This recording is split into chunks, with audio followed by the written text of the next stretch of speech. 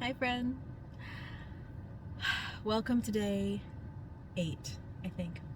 My 30-day challenge. You can go watch the other videos. I won't get into it again, but it's getting easier.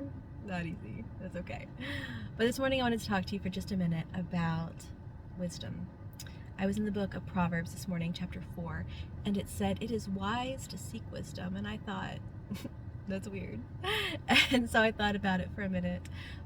But what I take from that is that even if I consider myself a wise person, especially if I consider myself a wise person, and the Lord has certainly given me a lot more wisdom over the years, mostly just from making terrible decisions, and that means that I have to continue to seek wisdom, that we're never there yet. We have to continue to seek the Lord's wisdom, and we do that in His Word, because His Word is alive, it's living, and every time you go to it, you're going to get something fresh. You're going to get something for you in that moment. And what I take from the book of Proverbs, when you really dig into it, it's describing wisdom and foolishness, right? And it's comparing and contrasting the two.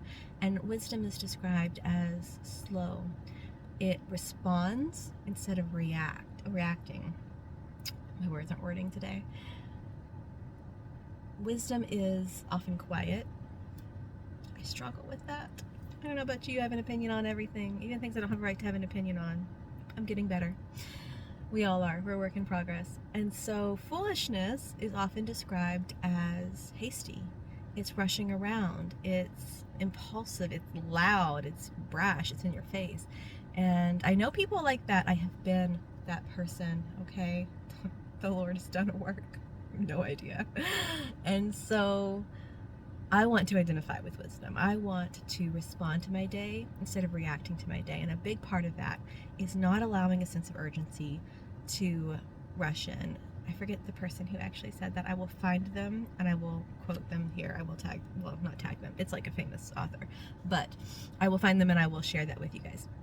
But I say that to myself often.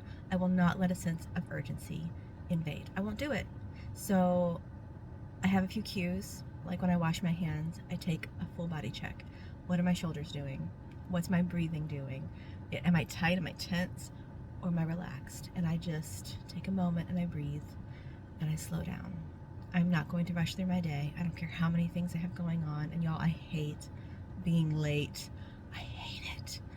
But I am learning that I need to give myself more time, or I need to give myself some grace, because I'm not going to rush through my day. I'm not going to do that. I'm not going to rush from morning to night. I'm not going to rush from this task to the next.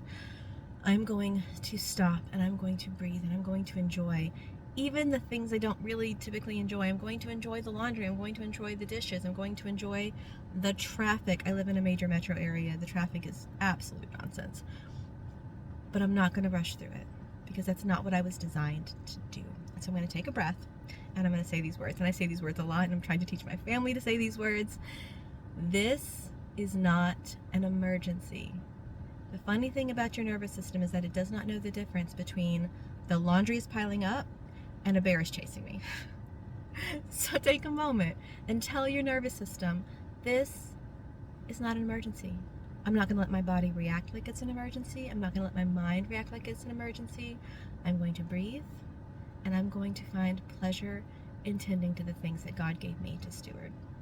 And this takes a lot of practice, okay? It's not something I woke up one day and was like, oh, I can do this now. It takes so much practice, but you start today and you remind yourself 400 times if you need to. This is not an emergency.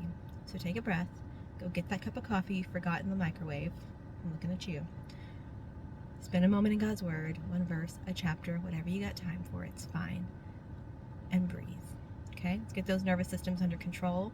Let's give our to-do list to the Lord. Do a brain dump if you need to. Circle the most important things. Get those done. Tackle them with joy and gladness in your heart.